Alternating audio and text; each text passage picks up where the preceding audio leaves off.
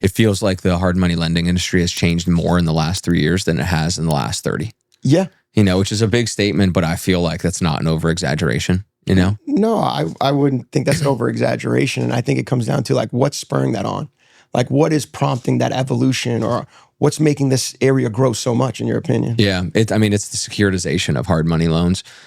We did talk about it a little bit last year. It was kind of like it was coming down the pipeline. I think it was the second year last year. But securitization is not like on the horizon. It's not a hypothesis. Like, it is fully here.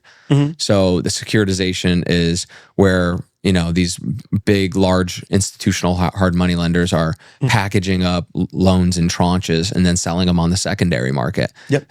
They're grading the paper and selling them to big insurance companies and large funds, institutional funds. Yep. And so that's never happened. So that's within the last 3 to 4 years it really started happening. Right. Toorak was the first one, or Torak was the first company that really did it. I mean, they were always selling notes. So, large institutional lenders, I call them institutional hard money lenders. They operate as funds, and they have institutional requirements to me. Yeah, they credit box. They have a credit box. They have a credit profile. Yeah. They're grading paper. Right. They're selling on the secondary. That's an institutional type of lender. And so it's hard for borrowers to decipher when you Google, Tampa Bay hard money, who is who. Right. But, we hold our paper. We're a true private asset-based lender. There's no credit, no appraisals, no liquidity, no experience. You have to have all of that to qualify for this institutional hard money. It's very different.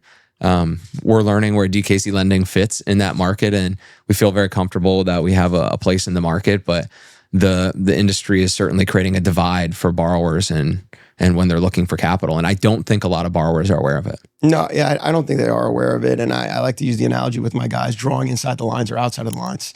I believe true asset-backed lenders like ourselves have the ability to go out the lines when we choose, and we feel it's a logical a logical thought to be creative, to be successful for a client. Where talking about the securitization of these loans, it's one size kind of fits all to a degree, to a large degree. Yeah. And if you don't fit in that box, you don't qualify. Yep. It's that simple.